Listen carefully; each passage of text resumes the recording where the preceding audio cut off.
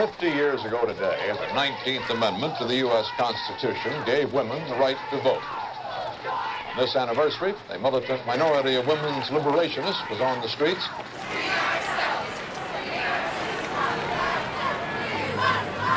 So remember, men, if you come to work tomorrow and your secretary refuses to do the filing and then go home and find that your wife has refused to do the cooking, don't blame them. Remember, you gave them the vote 50 years ago.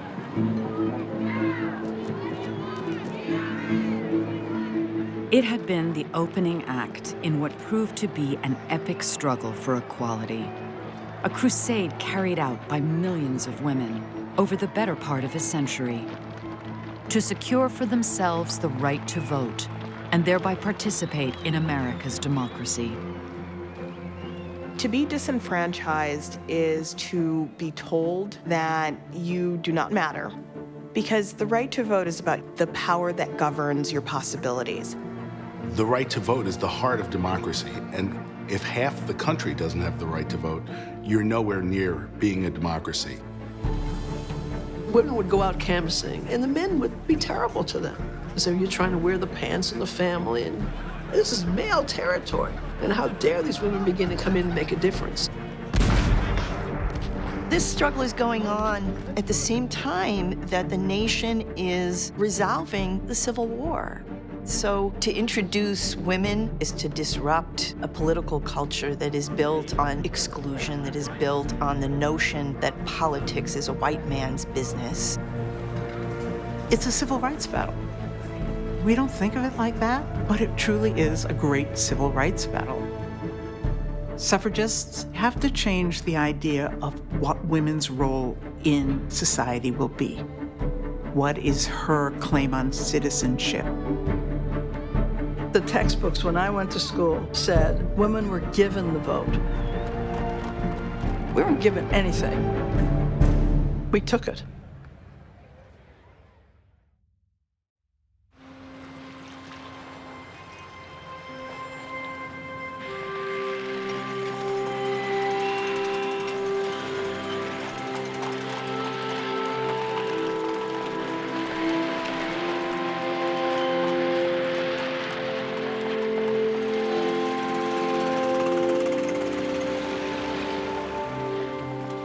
On June 29, 1909, a 24-year-old American student named Alice Paul made her way through the streets of London and joined a contingent of some 200 other women headed for the Houses of Parliament. Once there, they planned to insist on an audience with the Prime Minister and press him for the right to vote, a fundamental exercise of citizenship known as suffrage, that was then denied to women in most of the world's democracies. The right to vote is fundamental. It's a key ingredient in letting people have equal voice and equal power. It gives you a way to protect yourself. And the opposite of it, not having the right to vote, in some political sense, leaves you helpless. When Alice Paul had arrived in England 2 years earlier, she'd had no thought of joining the crusade for women's suffrage. She'd come, as she put it, to see something of the world, and had enrolled in a graduate economics class at the University of Birmingham, the first woman ever to do so. Then, one day on campus, she'd spotted a notice about an upcoming lecture. The name was one she knew, Christabel Pankhurst. Along with her mother, Emmeline, was a co-founder of the Women's Social and Political Union, Britain's notoriously militant suffrage organization. Alice Paul had followed the Pankhursts with her mother in the newspaper.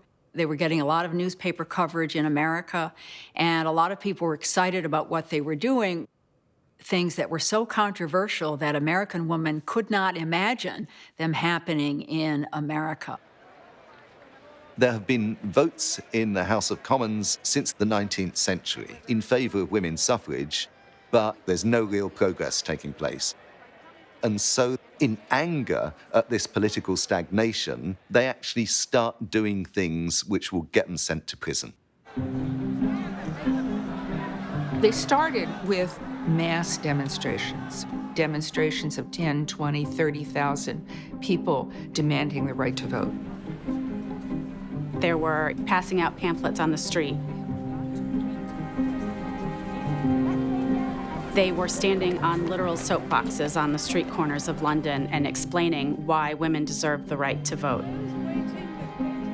Well, at the time, standing on a soapbox on a street corner was something that only men did. They would go to political meetings and they would interrupt politicians, which was considered extremely rude. And they were literally dragged out of these meetings. Nothing like this had ever been done before. The idea was to really get enough attention in order to draw the members of parliament, but also the public, into the cause of suffrage. So aggressive were the women of the Pankhurst army that a British journalist had concocted a twist on the term suffragist to identify them, derisively dubbing them suffragettes.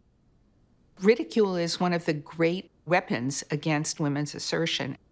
And that's what was going on with calling suffragists suffragettes. It minimized them. It turned them into a small version of what they were. No amount of mockery in the press, however, had prepared Alice Paul for what happened at Christabel Pankhurst's lecture. There were lots of male students from the University of Birmingham there, and they were hooting and hollering and singing songs and throwing things. Someone threw a mouse, a dead mouse, and it was total pandemonium. Alice witnessed Christabel Pankhurst, who was no slouch on the speaking platform, essentially being shouted down, being unable to speak. Paul would remember it as a turning point. I became, from that moment, very anxious to help in this movement. You know, if you feel some group that's your group is the underdog, you want to try to help. It's natural. And when I saw this outbreak of hostility, I understood everything about what the English suffragists were trying to do.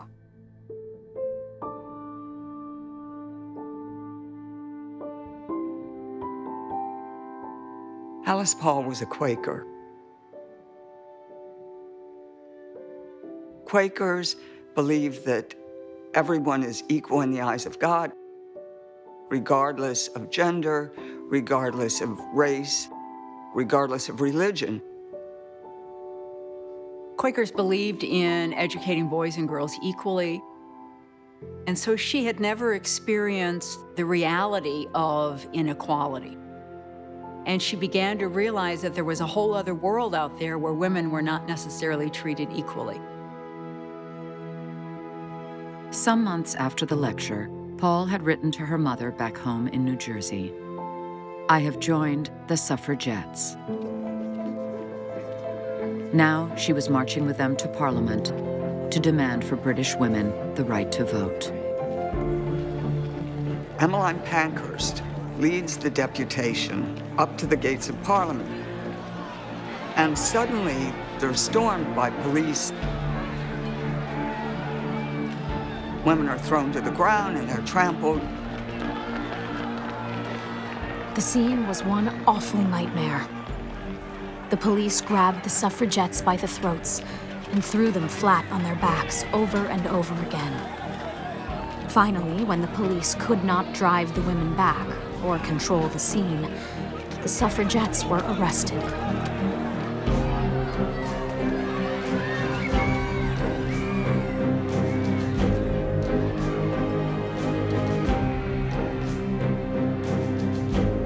In all, 112 women were hauled off to the police station, half fainting, one observed, and their clothes torn to pieces.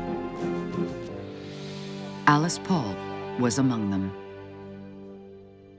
It was the first time Paul had been arrested, but having become, as she said, a heart and soul convert to the cause of woman suffrage, a cause now reaching its crescendo, this arrest would by no means be her last.